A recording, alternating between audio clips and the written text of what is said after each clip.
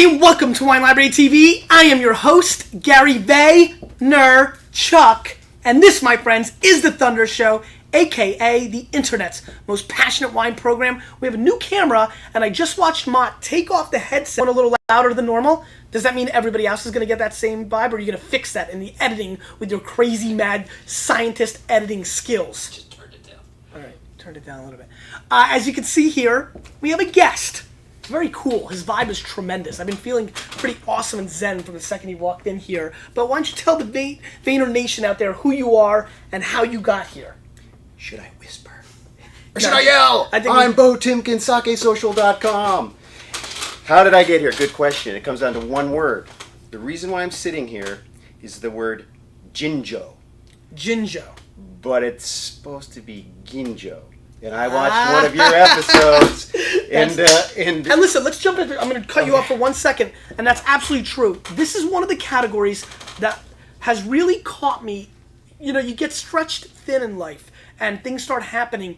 This is the one category of wine that I look at that breaks my heart, and I'll tell you why. On the verge of me becoming educated in this space, the Wine Library TV phenomenon really started happening, and all that time that I normally spent in the good old days of like, here's my new cup of tea, let me really learn sake, let me learn, let me go to seminars, let me digest it. I never pronounced things right, so that would have never been fixed. But really understanding the category was never really allowed because I spent all my time in the trenches with you guys. And so this is a category that I myself need more education in.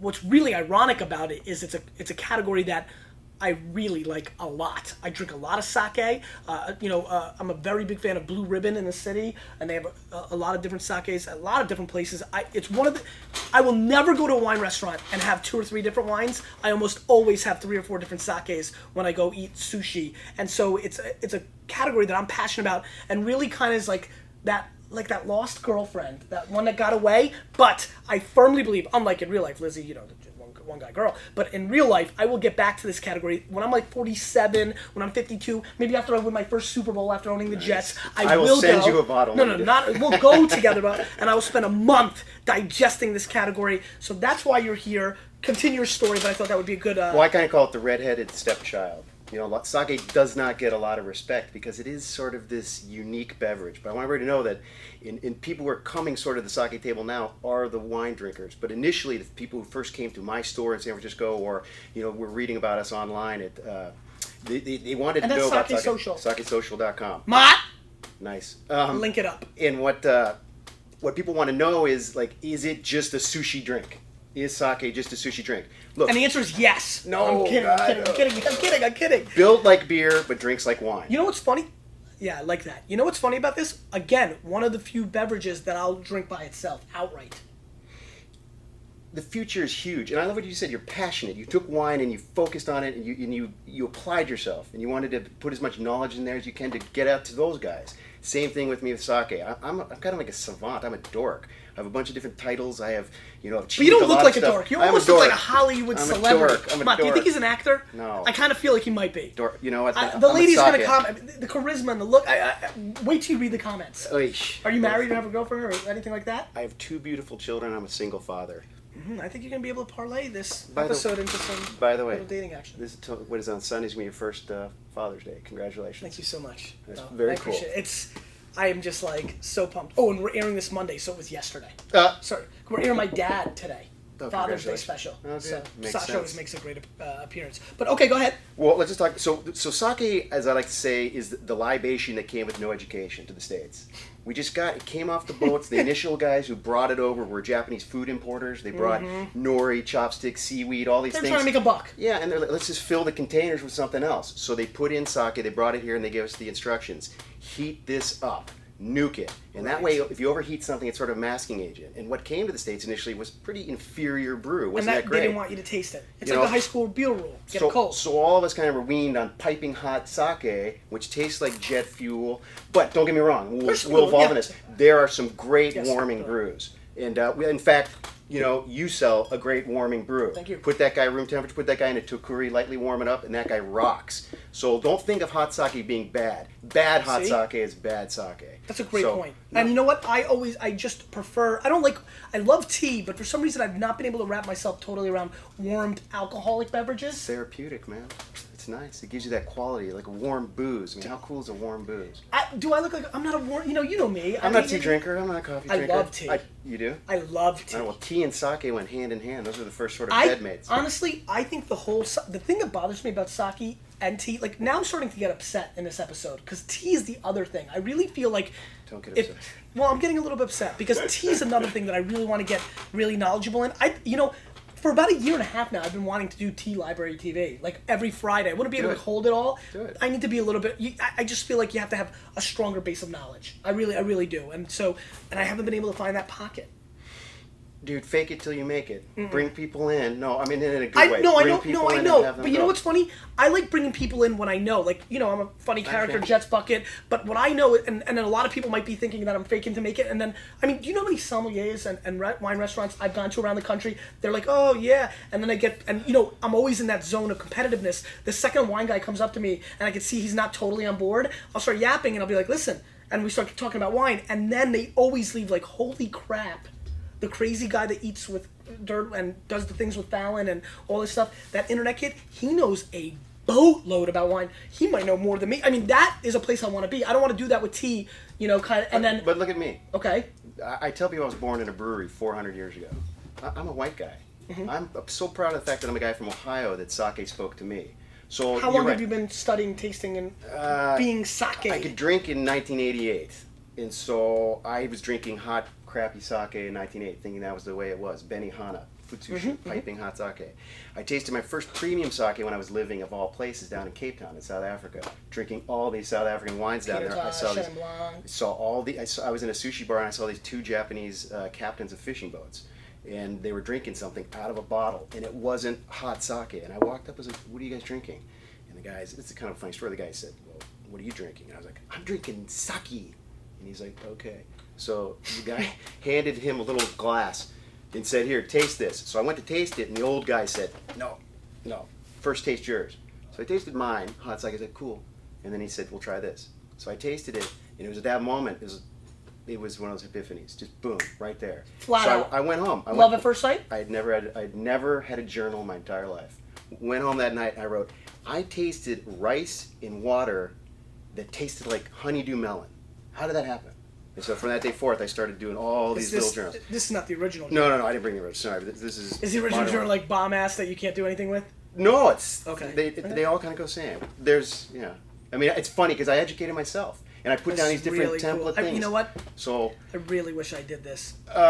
Yeah, and you know what? For wine, I'm just not. That's why I'm an F student. I don't do this kind of. This is not my play. Dude, you're all here. I'm all here. That's what the way it is. But I just like doing it because look, I'm a white guy in a Japanese guy business. So I had to be 10 times better than everybody else just to gain respect. And I was a Jets fan Jersey 22-year-old boy, and a 45-year-old, snootied up. And that's exactly it. There is that kind of cockiness where these sommeliers come up and like, who's better, what do you know, you don't know this, you know that. I'm better.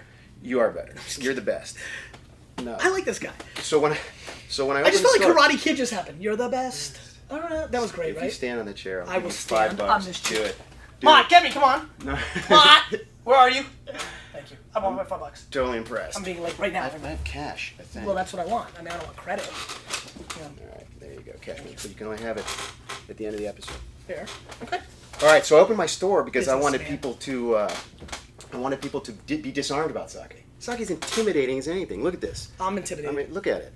We're talking about kanji. We're talking about rice paper labels. People know anything about it. Go to a store and you see a Chardonnay aisle. You know what to do. When did you open the store? 2003. And the name of the store? True Sake. True Sake. In San Francisco. And again, the website Sake Social is .com. It's sort of now we're doing retail. You know about doing the online internet stuff. It's crazy. Heard of that thing? You've heard of that. But interstate shipment of booze is just a nightmare. But at least there's some open. Better than when I was hitting it in '97. Well, yeah, exactly, great point. And this is awesome. But the bottom line is, I'm here. I've been put on this plane to educate people. You've been put on this plane to educate people. Why don't you start a sake show? Well, let's talk. Okay. Tea, sake. I like where this is going. Vino. Oh, Oprah, nice. Dr. Oz. Oprah. Okay, so But you can't be Oprah because you just got up and you did that crazy. I'm a different kind Yeah, okay. of Oprah. You got up in the chair like Tom Cruise, though. Yeah, you did get a little bit Tom Cruise there. Bo, this is really fascinating to me. So what? So you're telling me in '88 you got into it? No, '88 I was drinking. Okay, crappy and when did you sake. get This into was it? When was South Africa? It was I'm like sorry. 1993. is I And tasted when the did first you open the bourbon. store? 2003. Okay, So so in for that 10 10-year years, window, what was happening? drinking everything, going to every sushi restaurant, like you go to Blue Ribbon, and I would sit there and I'd talk to these guys and I'd say, "Where are you from in How Japan?" about for business and life? Like were Oh. you positioning yourself to be able to do that, or was this Negative. a side play? Absolutely side play, pure passion, absolutely. And I kept doing the journals the whole time. And I was working, doing everything from trade. Have you thought about publishing the journals as a book? Dude, look at my writing. Good luck. Good Okay, luck. got Good it. luck. But again, when you are a tourist, when I lived in South Africa, there's a beautiful mountain called Table Mountain. And all the guys who lived in Cape Town never go up to Table Mountain. And I say, why don't you go up there? And like, that's what tourists do. I used to go up there all the time and look, it's beautiful. So I would haul their butts up there, take them. They'd look out and they'd be like, holy crap, why don't I ever come up here? So Like the in Statue of Japan, Liberty in New Jersey. yeah, in New Christ. York. So in That's New Japan, Jersey, these guys, actually. It's the New Jersey mountain. Japanese don't have an appreciation for their own beverage. Is that right? Oh, absolutely. Flat out?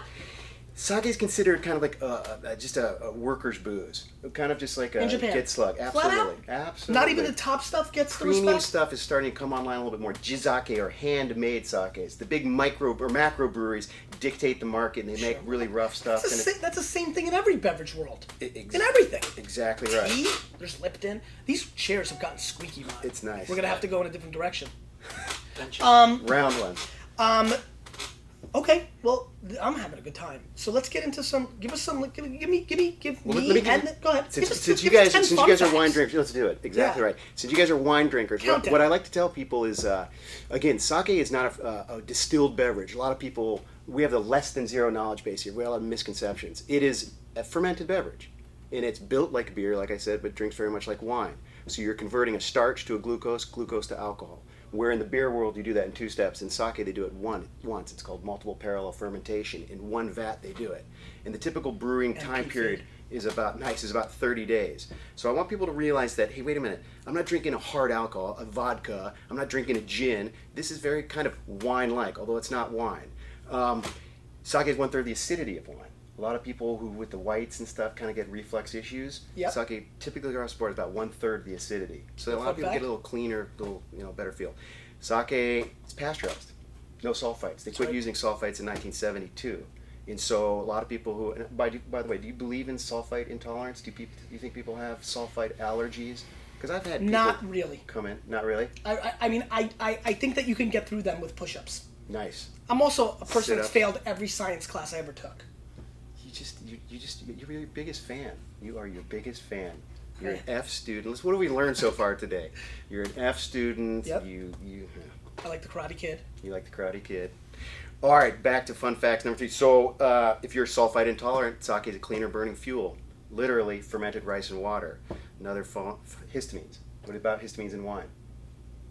A problem. Ooh! Problem. You're going to say something like, no problem. Just do sit-ups. No. Little Very bit low less. histamines. Very low histamines in sake. And so, I like to tell people, look, if you You want to think drink wine a bottle... has histamines issues? Yeah, I think so. I think so, big time. Lots. So, So you're going to convince everybody here that sake's just healthier for you, right? I don't want to do that. But you believe it. I do believe it. I believe it too. And I have guys, I swear to God, who have $1 million wine cellars, and they come to me and they say, "God damn you, Bo." Man.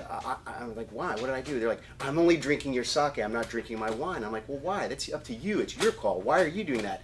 And the guys will say, I get the complexity, I get the good feeling, and I don't get the crap that comes later. Do you feel what I've heard a lot of times, and I've done some high-end sakes in some of these, Upper East Side or Wall Street type wine tastings I've done in the past, and towards the end of the night or the beginning, we've done some sake action.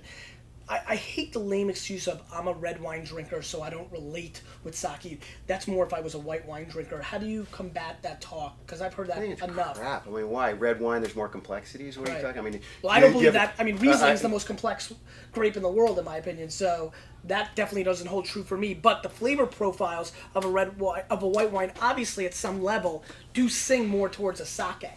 When I opened my store and people walked in, it's like, well, tell me about sake. Get me into a bottle. I had to develop a system. So I created a thing called Taste Match. Okay. And if you can speak to your beer and wine profiles, I can put you in a bottle of sake. Smart. So again, I give people handholds to get into Yep. the brew. And a lot of the red wine drinkers are Jumai people, the Jumai category. Bigger, bolder, dirtier, less milled. You know, they categorize sake by how much you mill rice or polish each grain of rice. You know, I wanted to bring certain brews today, and I do call them brews. Did you hear that? I don't call them wines. And these guys are all made with the same rice varietal from different parts of Japan. So there are about 90 different rice varietals. What I want people to think about is wine and sake, they're so interchangeable because good growing rice, what happens with good growing rice? You need beautiful environments. Terroir, baby. In Japan, they call it tewa. Terroir. I like that. Terroir. Do So they? terroir, absolutely. Nice. Now, this guy, which you sell, he's as cool as anything. He's trying to get back to terroir in Japan. I love it. Where a lot of people quit doing that because a lot of guys will buy their rice from one part of the country, they'll buy their yeast from another part of the country, they'll use their own water, and they'll call it their local sake. This guy grows his own rice, uses his own yeasts, and it's his own product. How much time do you spend in Japan? I go like 2 or 3 times a year. For how long? 2 weeks at a time. I'm the founder of an awesome program called the Mikune International Sake Brewing Program, where this year we brought people over to brew for a week at a brewery awesome. called Mikune in Osaka Prefecture. So it let people finally realize, oh my God, Once you this is see how you and make. feel the process, oh my God, you're in. You're in, and even In if the you're like heart. cleaning the floor or feeling in the koji room, feeling the right, it's awesome. So, and I'll if I could just say one thing, and this is all the brewers out there and winemakers, you guys work so hard. I mean, brewers work so hard, and it just kills me sometimes when people come and say, just give me something kind of cheap. And I'm like, it is cheap, but the labor that went into every one of those bottles, you have no idea. I mean, go to a store, get a pizza for $18, right? Tomatoes, whip it up, boom, it is what it is. For $18, you're buying a bottle of sake that took them a year to make. But divided by how many bottles? Right. Just plain devil's advocate. All right. That's how I roll. I thought you were an F student. I didn't think you did devil's advocate stuff. All right, That's how you so roll. fine, just awesome. I think you're the best. Now the next movement. I just want to buy $400,000 worth of sake right now, so I clearly see how your business is Buy from successful. great brewers. The next evolution. How many great for me- brewers are there in the market, in your opinion, at this point? Your personal, humble opinion. Oh, you said great brewers? Or Yes. well, first let's go to the whole. Okay. In Japan, there's about 1,500 breweries. And Right as now a they're fun out. fact, can there be sake outside of Japan? Oh, there is a fun fact. There's sake in California. In I know. Oregon, So Brazil. where do you go with that? Are you gonna go traditional in this? No, Are you know, am I a purist or a snob? Yeah, no, it's not that. Are you? I mean, I know where you're gonna go because it's a young category, so we haven't seen the real great efforts outside of the true place yet. But you know, this video will be watched in 74 years. The internet, this crazy thing, and you're gonna be Absolutely. It's my goal to make a great sake outside of See Japan. what I was doing there? Yeah, It's of course, thank you. legacy play for you. No, but again, because I'm you'll mixed look right back now. at because the people 150 years ago talking about wines outside of the 2 countries that really made It'll it best. never happen. That's right. It will happen, but it's going to take a while because the category itself is so niche that really the great stuff still has to happen in the place. Correct. And sometimes as a guide, Yep. I want people's first sip of sake to Is that be how you great wine. categorize? Is that how you categorize yourself these days? Yeah, I'm totally a guide. A guide. Absolutely. Cool. Without question. Because I educate. How do you and I score or position sake based on how you like it? How do you do that personally? It's classic.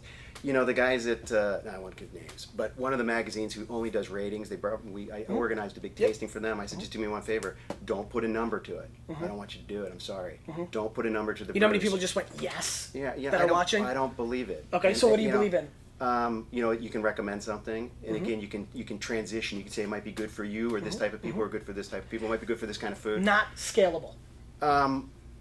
Again, You know, here, listen. look at my grades in this book. I saw defy it. you. C+. No, wait. I saw C+. No, yeah, exactly. What's A minus, C+? A minus. It had to be just cuck. It had to be horrible. So you rate in the A, B, C, D, F? Yeah, pretty much for me. Dude, you're like, wait a minute. You're like the best rater of all time. Everything's an A. Do you give Hello? everything a 95 points? Hello. I'm excited. See, no, it's A Hold on. minus. My typical answer is A minus, unless it's great. A. You know what I'm saying? So I don't. I'm goofy like I want that. to use your shelf talkers. We'll sell so But much here's- sake. Everything's an A. Everything's an A. But here's what I do though. No, hold on. Wait, man. I Dude, think this in is an terms of issue things- for me. Like, I'm all into you. I can read this stuff, and I appreciate the word, but as positioning, as a crappy, new age, millennium, Americana guy that needs it in 140 characters in 2 seconds, I want to have a guidance of this, and now I feel like I have to read every tasting note, which, by the way, I think is the right way. Let's go back to Taste Match. So again, remember I talked to you about Taste Yeah. Match? What do you got to do? I sign a beer, a wine, if people can put their profiles Love to it. Every one of them. So, Amanoto, I think I saw that downstairs with you. Right. Actually, this is the Nama. This is the unpasteurized version. Right. Word, Flinty, wine, Burgundy, minerally whites, beer, ales. So you know what I'm Love saying? it. It's fantastic. So then Honestly, I'm so into it. Like, Yeah. I hate that I'm pigeonholed into the scoring system and I a do little strengths bit. and weaknesses. I know. But every time I veered away from it in my career, pre-Wine Library TV, during Wine Library TV, there's such a category of people that want some piece of it, I agree. just as something. And I can go to It's 1 a to 5. handhold. Here's It's the a funny part. handhold. Everyone's like, do something different. Well, listen, a 1 to 5 or a 1 to 10, or if I go to a 200-point scale, or my favorite one that I contemplated, which was Thunder being the best, and then, like sprinkles or like rains. You weren't going to do the erection one. The erection version? No, that's like an inside, So like Because the bottle could go like that. yeah, I mean this wine's so like pour it out. It's a tough thing because I understand where consumers are coming from. They walk into your store, it's overwhelming, and let's say you're out sick that day, and I'm sure you have Great team. great team, but everybody could be sick. The whole team. What do you do? Kind of stuff. Or better yet, you accomplish what you want, which is what's happening with wine now. The world does get more educated. Now you walk into Whole Foods and there's 57 of them, and then that gets into the game of. It's true. But that being said, we're living in the digital world now. My hope is if I review every wine on video of all time, they can take a picture of the UPC and watch the review. Bingo. I'm about to do this too. This hangs on every bottle in my store. This Yeah. guy, same thing. Yep. Wine, Love it. word, beer, Listen, without and the written word in that And this way. is gonna go into. We're gonna do apps with that. We'll do. Very cool. iPhone Little apps. iPhone app. Your little text in San Fran. You can't get away from it, right? They came to me. I love my people. I love you love your people. I love my people. I love all people. Let's just I set love that. all people. Except you're the only people I don't like. You're An actual athlete on a national football team that doesn't wear the Jets logo. Outside of those people, I love every human being. And the second they come on my team and wear that logo, I'm in. How about the man genius? Is he gonna be a good coach for the? I think you're gonna win a Super Bowl with him. How about that? Fun facts. Hallelujah! Yeah, I'm a sports loser. I've never won anything in my entire life. I'm from You're Northeast Cleveland. Ohio. It's a Cleveland thing. But wait a minute, I also live in San Francisco, so I followed the Sharks, San Jose Sharks, and the Giants. This year was and I'm like, devastating. dude, So it's like you're the jinx. Like if you I am move the somewhere jinx. else. I'm coming here, baby. No, I'm stay coming away, here. stay away. All right, let's get focused. Let's taste some wine. Clearly, we're on two-part territory, Mott, right? I mean, where are we at right now? 22. Yeah, we're in two-part territory. So the second part is where we taste the wine. Since we're in two-part territory, since we're educating, why don't we give 5 or 6 more? Is there any other tidbits? You've got a big audience here. You can start setting. I mean, they're loving you. I can feel it with every ounce of my soul. They're going to start writing these 7 or 8 tidbits. That's going to be the foundation at some level. Is there anything else you want to be a foundation piece on the sake? To anybody else? Or have we hit In terms of sake in general? Yeah, the whole- sake in general. I mean, just give it a chance. I mean, this is. Well, that's going to happen. After this episode, they're all coming to your store, buying from you. They're going to Sake Social. They're going to love it. Because ultimately, I am in the firm belief, just like I talk about the 13 varietals and then everything outside of that, people never having truly Barbarescos or Petit Verdots or things of that nature. Let's just take sake as a whole and plop that in. I truly believe that 95% of the people watching the show and around the world have truly never had even one very good sake. I agree. And that's a scary, big opportunity. I agree. Look, it comes down like skiing. I've never done a lot of skiing, but I do know that when you have slopes of unskied upon terrain, and then you have these slopes where just everybody's skied upon it, people like laying down their own tracks. There's a lot of examples of this. They just want to lay down their own tracks, so you can become your own kind of person. You can go and educate people on sake yourself. question. So it's just really kind of the Let's get unskied into the upon first slope. sake. Let's do it. All right.